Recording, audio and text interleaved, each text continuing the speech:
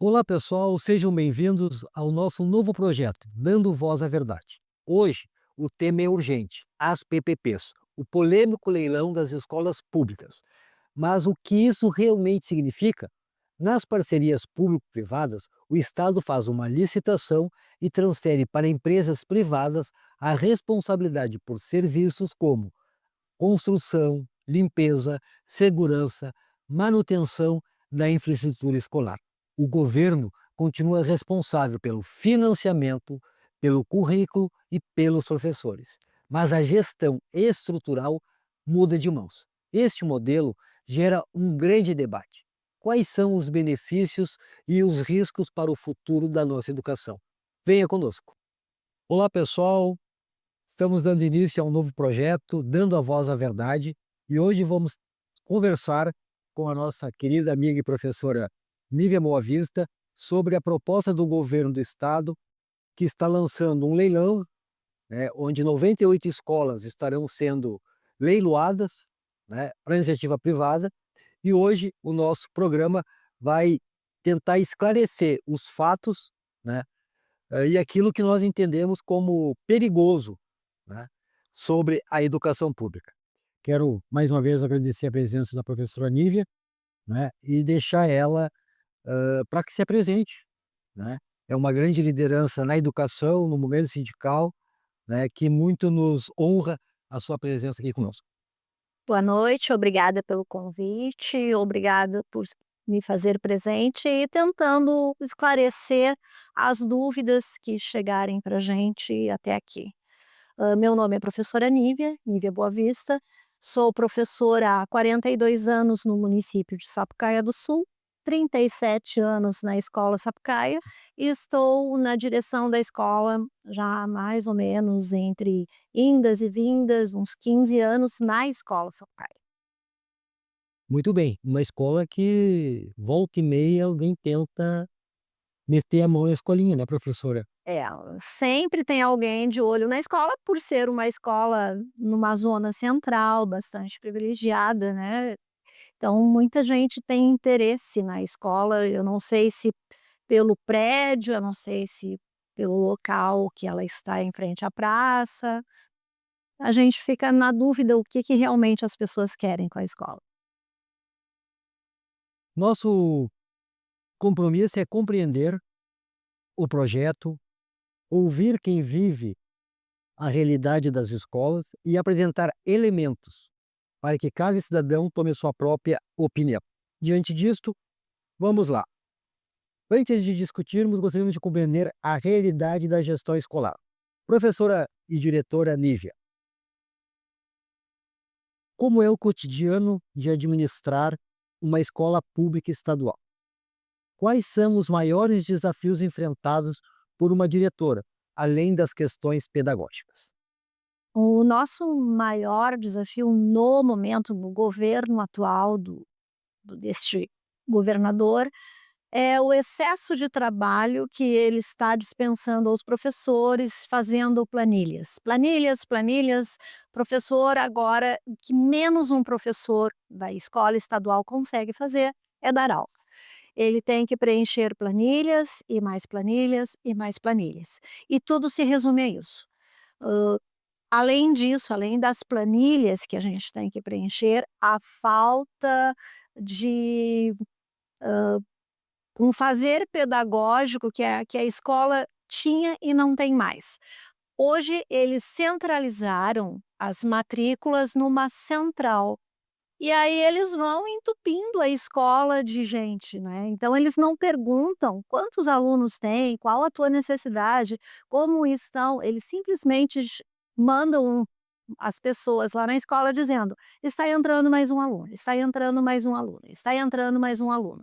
Então a gente vai entupindo as escolas de alunos, sem ter nenhum critério ou cuidado com os alunos que chegam lá.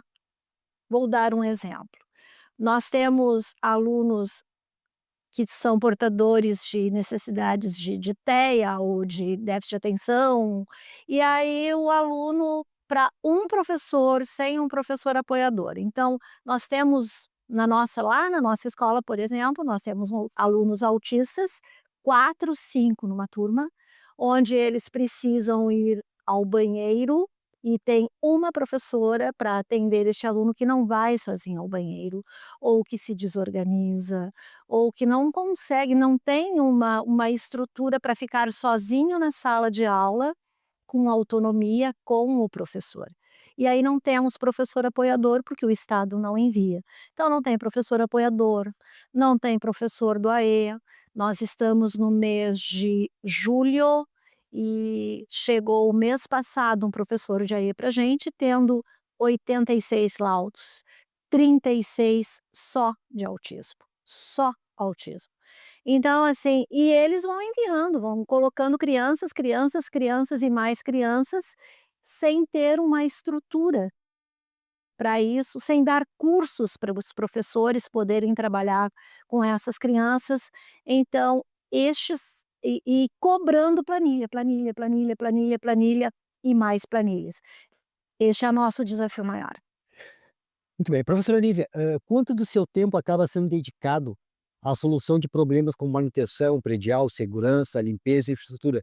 Esse é um pano de fundo dessa PPP, né, queria dar melhores condições, digamos assim, né, diante da sua fala, para o servidor. Na sua percepção, isso realmente interfere, na gestão pedagógica? No meu caso, lá na escola Sapucaia, não, porque eu tenho um assessor financeiro. Este assessor financeiro, ele toma conta da parte assim, a parte de administração.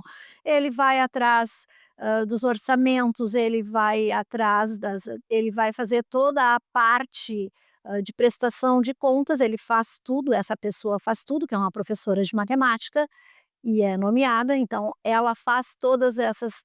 A gente vê a necessidade, o que precisa, os professores veem o que precisam, a gente vai ver o que a escola está precisando de manutenção, vamos trabalhar em cima disso e vamos ver as verbas que vêm do Estado para poder fazer essas manutenções. Mas eu não me envolvo com isso.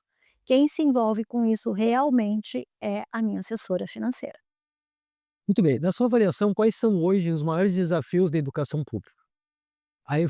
A infraestrutura ocupa o primeiro lugar ou existem outras prioridades, como valorização docente, aprendizagem e evasão escolar e financiamento? Evasão escolar, na nossa escola nós não temos. O nosso maior desafio realmente é o excesso de trabalho do professor, a desvalorização do professor, é o professor não podendo fazer o que ele mais gosta, que é dar aula, porque ele tem que preencher planilhas, ele tem que se dedicar para 20 alunos típicos e mais 8 atípicos, né, e ter que fazer toda essa função de poder dar aula para todos eles de uma forma que todos consigam aprender dentro das suas necessidades, né. Isso é o maior desafio do professor. Os professores estão adoecendo, os professores estão ficando, eu tenho professor que chega às vezes na direção chorando, porque não sabe o que fazer, porque às vezes chega um aluno no 7º ano sem saber ler, sem saber escrever, sem saber, não lê, não escreve, mas está lá no 7º ano. E o professor tem que dar conta deste aluno, ele tem que dar conta de todos os outros, e com todas essas necessidades, e ainda preencher as planilhas, né. Planilhas que ele tem que fazer todo dia, todos os dias. Podemos dizer que o professor é quase um contínuo. É, o professor atualmente ele é um faz tudo, menos, o que ele menos consegue fazer é realmente dar aula. E aí vem aquela coisa de dizer: "Ah, mas o ensino está fraco, os alunos não estão aprendendo". Realmente os alunos não estão aprendendo. Não estão aprendendo, porque o que menos se faz hoje em dia é dar aula. E isso no governo que nós temos que está fechando 8 anos agora, né. O governo afirma, professora Nívia, que a PPP não privatizará a educação. Segundo a proposta, a empresa cuidará exclusivamente da infraestrutura e dos serviços operacionais. A gestão pedagógica continuará sendo responsabilidade da Secretaria de Educação e das equipes diretivas. Pergunta: na prática, essa divisão entre infraestrutura privada e gestão pedagógica pública é viável? Ela pode facilitar o trabalho da direção ou criar novos desafios? Eu acredito que vai criar novos desafios e vou dizer por quê. Dentro das escolas nós já temos terceirizados, né, então nós temos a merenda, as merendeiras é um serviço terceirizado. E este serviço das merendeiras funciona, as merendeiras as aulas iniciaram em fevereiro e as terceirizadas da merenda, foram para a escola em abril. Então aí nós já temos um grande problema, porque de fevereiro a abril nós tínhamos uma merendeira que é contratada do estado, e essa uma merendeira tinha que dar conta de fazer a merenda. Neste meio tempo, nós, professores, nós, vice-diretores, supervisores, a gente, tentava, assim, fazer uma ajuda para a merendeira para poder lavar louça, chamar aluno, porque ela não dá conta sozinha de 596 refeições. Então ali já era um problema.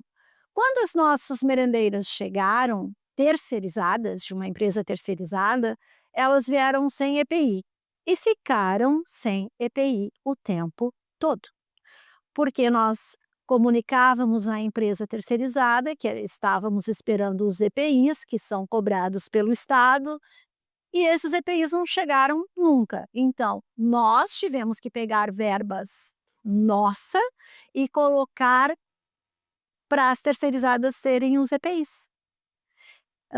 De que forma então isso vai ajudar? De que forma quem garante que a PPP vai dar certo? Outro detalhe, ficava um jogo de empurra entre o Estado e a empresa terceirizada, que dizia o seguinte: o Estado dizia que pagava as empresas dizia que o Estado não pagava, mas neste meio tempo ficavam neste auê todo, ficavam as merendeiras sem receber. Ou não recebiam o salário, ou não recebiam o vale transporte e nem o vale refeição. Resumo, elas ficavam sem receber e não iam trabalhar, e ficávamos nós novamente indo para a cozinha para ajudar a fazer a merenda, ou chamar aluno, ou lavar, porque não tinha pessoas suficientes para trabalhar das terceirizadas. Então, quem nos garante que esse governo e essas empresas privadas que dizem que vão ir para a escola, vão fazer isso? Mais um detalhe, o governo diz que não é venda, mas ele esqueceu de avisar os compradores, porque as pessoas que chegam na escola, eles chegam, as empresas que estão indo visitar as escolas, eles chegam e se apresentam assim: "Eu faço parte da empresa que vai comprar a escola". Então o nosso governador Pinóquio, ele esquece de falar para as pessoas, para as empresas que vão comprar, que quando elas forem procurar as escolas, elas não podem dizer que vão comprar escola, e sim que vão fazer uma colaboração, porque isso não é uma combinação que ele não fez com ela. Alguém não está fazendo, falando o que é para falar certinho. As suas ideias não correspondem aos fatos, né, as ideias do governador e a proposta e as empresas não. Eles não estão falando a mesma linguagem. É de chorar se não fosse trágico. A sua escola está localizada em um dos municípios incluídos no projeto, correto? Você já tem algum feedback com professores, estudantes, famílias e servidores receberam essa proposta? Existe confiança? Existe preocupação? Tem gente que acha que vai ser bom. Eu tenho pessoas da escola que dizem: "Ah, vai ser bom mesmo, porque aí esses professores vão trabalhar de verdade". A gente trabalha e a gente trabalha muito, e todos os professores trabalham muito. E a gente só não trabalha mais porque o Estado não deixa, porque este governo não nos deixa trabalhar, visto que a gente tem que preencher planilhas. Mas existem aquelas pessoas que realmente são mais conscientes, que vão atrás e sabem que não vai funcionar, porque estão vendo. Quem realmente frequenta a escola, quem realmente ajuda a escola, quem realmente faz parte da comunidade escolar, sabe que não vai ser uma boa, ou porque tem um pouco de consciência, né. Então as pessoas tem muita gente que acha que tudo que é privado é bom, mas é bom para quem? Para quem que é bom a privatização? Porque é uma privatização, sim, é. E tanto é que as primeiras pessoas que vão perder o emprego são os funcionários de escola. Quais os funcionários? As pessoas que estão fazendo parte da limpeza da escola. Então eu tenho 5 funcionárias que são concursadas e contratadas, e essas, numa reunião com a SEDUC, já foi dito e foi dito para todos os diretores que lá estavam, que os funcionários não ficariam nas escolas. Quando eu estava nessa reunião, eu estava na reunião junto às minhas funcionárias e elas ouviram isso também, então elas se apavoraram, porque eu tenho funcionárias que faltam 1 ano, 2 anos para se aposentar. E elas são contratadas. As nomeadas serão remanejadas para outras escolas. E as contratadas? Quem garante que vão ficar na escola, mas com idade de aposentadoria já? Então, nós nos preocupamos sim com a estabilidade de quem se dedicou tanto tempo, porque as pessoas não são objetos para serem descartadas no final de vida pública, né. Elas não são descartáveis. Professora, agora chegamos a um aspecto econômico. Toda empresa privada, participa de uma licitação esperando obter retorno financeiro. Essa é a lógica da livre iniciativa prevista na Constituição. O governo afirma que o Estado economizará recursos porque empresas especializadas seriam mais eficientes na gestão da infraestrutura. Ao mesmo tempo, essas empresas precisam obter lucro, né? Hã, Você já teve encontro com os donos das empresas, os seus intermediários? 3 foram lá. Os seus intermediários. Sim. Tu conseguiu descobrir qual é o ramo de origem dessas empresas? Qual é a área que eles têm? Qual é o A ete experiência expertise dele na educação? é deles. Um deles é a administração de cemitérios. Então, quem administra cemitérios é quem pretende administrar a infraestrutura das escolas. Uma outra empresa que também foi conversar conosco, é responsável por estradas e pedágios, e eles me disseram o seguinte quando foram lá: "A senhora há de convir comigo que a privatização é muito boa, porque quando a senhora conhece as estradas de São Paulo? As estradas de São Paulo são maravilhosas. A senhora conhece as estradas de São Paulo? E vocês só dão importância quando o carro estraga. Quando o carro estraga, vocês dão importância para a privatização, porque aí vocês vão chamar o guincho e vocês vão ter todo um atendimento no meio de uma estrada escura." E eu pensei, né: "Ah, realmente ele está muito correto, né, hã, ele está dizendo que educação e estradas têm a mesma proporção, né." Então, é a mesma coisa, tu administrar estradas e pedágios e administrar alunos, famílias, educação, é a mesma coisa. Então, realmente são pessoas que sabem muito bem do que estão falando, né. Como a senhora enxerga essa equação? É possível o Estado gastar menos e, ao mesmo tempo, garantir remuneração e lucro da empresa privada? Vamos então eu vou fazer assim com que vocês pensem junto comigo. A escola atualmente, por mês, nós recebemos, 3.600, 3.700 para fazer compras de folhas, de lâmpadas, de todo o material de expediente. E mais ou menos 1.700 para a gente poder comprar armários, mesas e tudo aquilo que for necessário. Então vai fechar por mês o dinheiro que entra para a escola, 5.000, 5.300, 5.400, 5.500. Isso é o que entra para a gente gastar por mês. Hã, O que o Estado vai pagar para as empresas privadas para sustentar a nossa escola, no caso, vai ser 154, 155 mil por mês com a nossa escola. Isso vai ser com a nossa escola e também com as outras 97, porque a nossa, né, 98, são 98, então com as outras 97 o valor é 150 para todas as escolas mais ou menos. Então, por aí vocês já conseguem perceber quem é que vai ter lucro realmente. Será que o dinheiro gasto no Estado com a educação está sendo tão grande assim como o Estado diz? Ou será que isso vai acontecer nos próximos 25 anos? Então, basta vocês fazerem essa conta que a gente já consegue, não precisa nem de uma professora para explicar, né. Eu acho que qualquer pessoa consegue entender os lucros e os prejuízos desses 25 anos.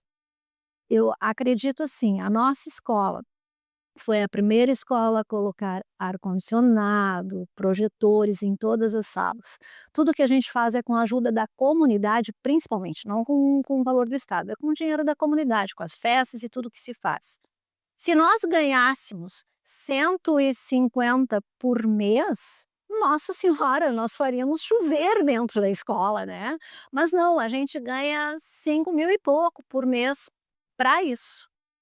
E então vocês têm mais ou menos uma noção e uma equação de valores.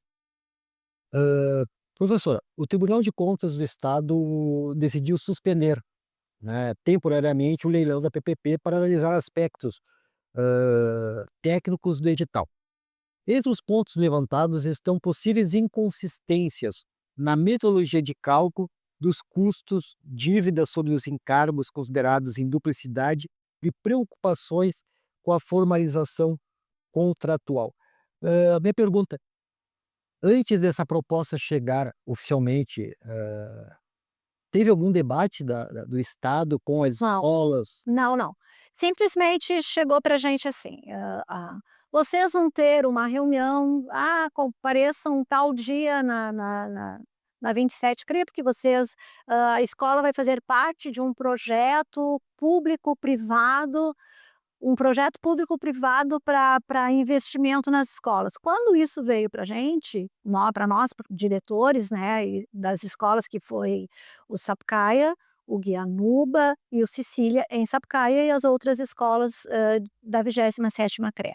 Quando a gente chegou lá, nós não sabíamos nem por que que nós havíamos sido chamados. A gente sabia que nós iríamos fazer parte de um projeto piloto, mas a gente não sabia o que que era.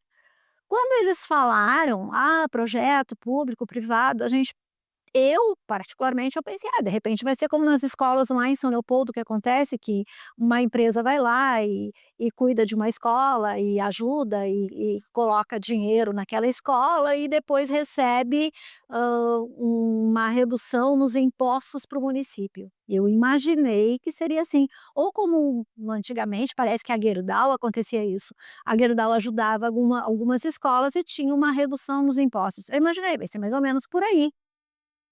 Mas não foi assim. Depois disso, a gente não teve muitas explicações, e aí quando a gente soube que realmente seria um leilão, que realmente é como se tivesse, 2 administrações dentro de uma escola, que a gente teria, queimou uma lâmpada, por exemplo, hoje. Hoje, com a chuva, nós fomos ver, nós tínhamos, assim, umas 12 lâmpadas queimadas na escola. Então a gente saiu. Fomos ali e compramos as lâmpadas para repor, porque estava escuro por causa da umidade, por causa da chuva. A gente foi ali na hora e a gente resolveu o problema. Se isso acontecesse agora, nós não poderíamos fazer isso. A gente teria que ligar para a empresa teria 48 horas para resolver. Ou seja, 48 horas os alunos ficariam no escuro esperando a empresa, que teria até 48 horas para resolver. Então, né, não houve assim, um debate com a comunidade, não houve um debate com os professores, não houve tempo hábil para a gente fazer nada, simplesmente a coisa veio, e quando a gente viu, a gente tinha que estar se manifestando e brigando e batendo, em portas de vereadores, de deputados e tudo mais para tentar fazer, né, e com ações com o CEPERS, com o sindicato, para que houvessem ações para impedir uma coisa, porque a gente queria clareza, nós queríamos clareza, a gente queria que as pessoas nos explicassem como as coisas realmente iam acontecer.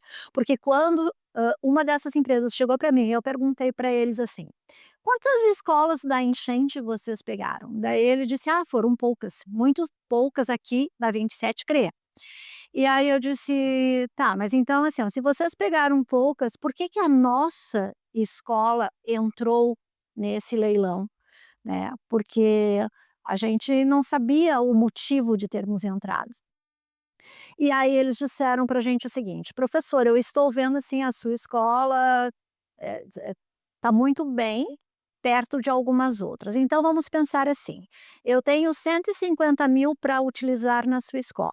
Eu tenho 150.000 para utilizar numa escola que está destruída ou que eu tenho que tem que ser reconstruída. Onde que eu vou gastar mais?". Essa foi a pergunta que eles me fizeram. Eles, empresa. Então, e aí eu pergunto para vocês, eles têm 150 para gastar na nossa escola que tem coisas para melhorar, com certeza, nós temos 150 para ela e 150 para escolas que estão detonadas. Onde será gasto mais? E onde o dinheiro, onde será que eles terão lucro, onde será que eles terão prejuízo? Porque a empresa privada quer lucro. E aí, será que eles vão gastar os 150 por mês iguais nas mesmas escolas? Só professora, o projeto prevê que eles têm que gastar 150.000 Por mês. mês. Eles vão receber este valor. Agora o que e um detalhe, né, um detalhe que eu achei, assim, extremamente importante. Eu disse assim: "Ó, bom, já que vocês", porque quando ele disse: "Eu sou a pessoa que vai comprar a escola", eu disse: "Bom, já que vocês vão comprar, eu quero uma quadra coberta, eu quero um refeitório, eu quero um laboratório". Ele disse: "Professora, não é o que a senhora quer". Não é o que a senhora quer. Eu disse: "Mas é o que a comunidade precisa", "Mas não é vocês que decidem, quem decide isso é o governo. A senhora tem que ver o que que o governo pediu para sua escola". E aí eu disse para eles: "Mas onde que eu vejo isso?". Porque para nós não veio, assim, destinado assim: "Ó, vamos, dar à escola, vamos, leiloar a escola Sapucaia, porque nós queremos isso, isso e isso para a escola". Não, a gente não sabe o que que o estado pediu. A gente não teve acesso a nada disso. Então não existe transparência, não existe nenhuma transparência nesse processo. E se não existe transparência, eu acredito que não tem como seguir adiante. Professora, a senhora até antecipou o próximo bloco, agora eu ia perguntar sobre autonomia e gestão democrática, né. A Constituição Federal e a Lei de Diretrizes, de Base da Educação defende a gestão democrática da escola pública. Ao mesmo tempo, o governo afirma que diretores, né, manterão plena autonomia pedagógica. Aí a pergunta, na prática, a senhora acredita que a autonomia da direção será preservada quando parte significativa da infraestrutura passar a ser administrada por uma empresa contratada? Não, né, com certeza não. Como que a gente vai ter autonomia dentro de uma escola, se a gente não sabe quais os terceirizados que vão para lá? Se a gente não sabe, se eu vou chegar lá e vai estourar um cano e daqui a pouco eu não vou poder dar aula, porque aquele cano está estourado e eu tenho 48 horas. Ou porque o funcionário não está indo, porque não recebeu, e os salários estão atrasados. Porque infelizmente, eu não sei se é em todo o Brasil, mas no Rio Grande do Sul, as empresas das terceirizadas, sejam elas na área da limpeza, seja elas na área da merenda, seja elas na área até da segurança, a gente sabe como é que funciona. As empresas vão lá, elas abrem, elas param de pagar as pessoas, elas, e as pessoas ficam sem receber, elas dão o calote, abre uma outra empresa com outro nome e as pessoas ficam sem receber e nesse meio tempo, tu tem que se virar com as demandas de falta de pessoas que tem. Eu acho que acredito, acho não, acho quando a gente tem dúvida. Eu acredito que o Estado tinha que investir sim em recursos humanos, o Estado poderia investir em concursos e para ter as pessoas ali, porque essas pessoas serão garantidas. Essas pessoas a gente tem uma garantia que fique, não essas empresas. Então autonomia não tem. E falar em autonomia com o atual governo que a gente tem é outra palhaçada também, né, porque a gente não tem autonomia nem mesmo para matricular um aluno. Hoje os alunos têm que ir das escolas de Sapucaia, eles têm que ir a Esteio para poder pegar uma vaga para estudar em Sapucaia. Então, porque não nos antigamente as pessoas chegavam na secretaria da escola: "Ah, tem vaga", a gente podia dar vaga. Agora não, mesmo eu tendo vaga, eu tenho que mandar as pessoas ir na prefeitura de Esteio, para a prefeitura de Esteio, a central de matrículas, encaminhar o aluno para a escola. E aí a gente tem, assim, a nossa escola com 500 e poucos alunos, com 30 alunos dentro da sala de aula, e cada vez entrando mais gente, e do ladinho da gente uma escola às vezes com 15 alunos, 16 alunos, 8 alunos, às vezes 30 alunos na escola inteira. E para lá não vai alunos, aí eles vão entupindo as escolas, isso não é autonomia. Isso são mentiras que o Estado gosta de contar e que aí a gente tem, assim, ó, escolas que nem a nossa, que é uma briga por vaga, e escolas que ficam alguns quilômetros da gente, né, e com meia dúzia de gato pingado em sala de aula. E às vezes as turmas ficando unificadas, aí eles colocam segundo e terceiro ano na mesma sala, quarto e quinto na mesma sala, para um professor atender. Então existe realmente um projeto para tentar, eu acredito que acabar com a escola de ensino fundamental por parte do Estado, que realmente a gente sabe que o Estado não quer mais escola de ensino fundamental, ele quer ensino médio. Mas aí eles vão fechando, municipalizando e fazendo e privatizando escolas, né. Professora Olivia, estamos chegando ao final da nossa do nosso podcast, né, digamos assim, a gente encerraria ele com uma visão de futuro, certo? Independente da posição favorável ou contrária à PPP, hã, que mensagem a senhora gostaria de deixar para os pais, estudantes, professores e gestores sobre o futuro da educação pública no estado do Rio Grande do Sul? Ó, eu acredito assim, em primeiro lugar, vocês acredito que as pessoas têm que pensar que escola pública é um direito, é um direito. Os filhos de todos nós, e eu me incluo nisso, agora os meus netos, no caso, eles têm direito a uma educação pública de qualidade. Eles têm direito a estudar. Eu estudei uma vida inteira em escola pública. Então, é um direito de todos nós e a gente tem que brigar por direitos. Outra coisa que eu acredito que os pais têm que fazer antes de ficar falando o que não sabe muito bem, leiam, pesquisem, vão pesquisar o que realmente está acontecendo. Pensem o que que é uma escola pública, o que que realmente eu sou da época que meu pai era brisolista e o Brizola foi o cara que mais investiu em educação, então eu vejo assim, vamos investir em educação de verdade, vamos investir, vamos equipar escolas, vamos pagar bem os professores, vamos fazer concurso público para a escola não é mercadoria. E uma coisa que eu gostaria de falar também, assim, que eu acho que não foi falado, mas eu preciso falar, quando a nossa escola ela entrou para este fazer parte desse leilão, uma das perguntas que eu fiz numa reunião que eu fui na Seduc foi: "Por que da nossa escola ser escolhida?". E o que eles me responderam, que critério foi utilizado para a escolha dessas 98 escolas. O que a Seduc me respondeu, alguém da Seduc me respondeu foi: primeiro lugar, a evasão, não, primeiro lugar, a vulnerabilidade social onde a escola está inserida. Escola Sapucaia não tem vulnerabilidade social. Segundo lugar, a evasão. Escola Sapucaia não tem evasão. As nossas turmas, assim, ó, é gente querendo entrar e as nossas turmas com 28, 30 alunos sempre cheias. Terceira questão, a violência dentro da escola. Daí eu disse nessa reunião da SEDUC: "Poxa, mas a minha escola, a nossa escola não se enquadra em nada". Então, assim, nem os critérios são claros. Então, pais, tem vamos pesquisar mais. Quem é a favor disso, pesquisa. Pesquise mais sobre o que está acontecendo e quem é que realmente vai lucrar com isso. Não sou eu, não é vocês, e acredito que nenhum dos filhos de vocês lucrará. Agora, as empresas privadas e quem está por trás de tudo isso. Outra questão que eu pergunto para vocês, e eu fiz essa pergunta também nessa reunião com a SEDUC: por que empresas de São Paulo?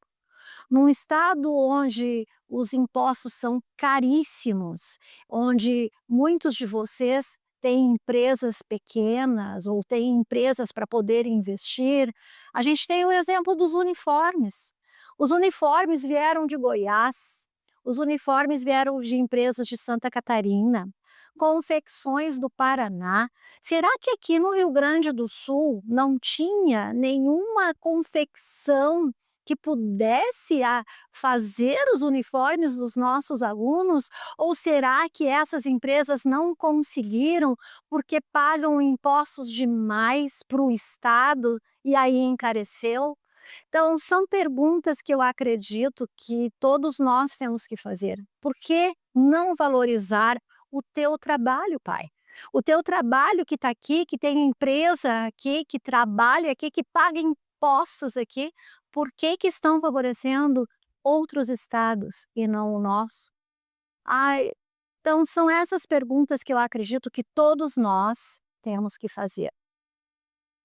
Professora, hoje discutimos um tema complexo, que envolve educação, gestão pública, economia, responsabilidade com os recursos públicos. E não somos, políticos eleitos, e não precisamos ter um mandato para fazermos isso. Estamos, inclusive, exercendo em nossa plenitude a cidadania. E convidamos a todos, né, que independente da condição social, financeira, que se somem a esse debate, né, se aproprie dessas informações, porque no final da conta, quem paga a conta somos nós, né, os trabalhadores em educação, o os estudantes que vão ter uma escola mais decente ou uma escola menos decente, né. De um lado, o governo sustenta que a PPP permitirá modernizar a infraestrutura das escolas, ampliar a eficiência administrativa e liberar os gestores para dedicarem ao ensino, né. Dito assim, parece Lindo, né? que descobriram descobriram a cura, Lindo. né. Do outro, especialistas, entidades representativas e órgãos de controle levantam questionamentos sobre os custos do projeto, né, a duração dos contratos, os mecanismos de fiscalização e os possíveis impactos na gestão da rede estadual. Nosso objetivo foi contribuir para um debate qualificado, ouvindo diferentes perspectivas e valorizando, isso é importante, a experiência de quem vive diariamente a realidade da escola pública. Que quem só passa na frente não pode ser técnico e, né, e dono da verdade. Tem que ouvir quem realmente trabalha na escola. Professora Nívia Boavista, muito obrigado pela sua participação. E a vocês que nos acompanhou, obrigado pela audiência. E, e, e este conteúdo foi útil para você? Compartilhe, debate com a sua comunidade, com a sua família e venha junto conosco exercer a cidadania e não ser mais massa de manobra de A ou de B. Muito obrigado, mais uma vez um abraço Boa e noite. conto com vocês. Boa noite, obrigada a todos, obrigada pela oportunidade de estar aqui e sempre que quiserem e quiserem conversar sobre isso, eu estou na Escola Sapucaia e atendo quem tiver interesse em saber um pouco mais e tenho como provar tudo que falo, porque está tudo documentado. Obrigada Obrigada. pela oportunidade.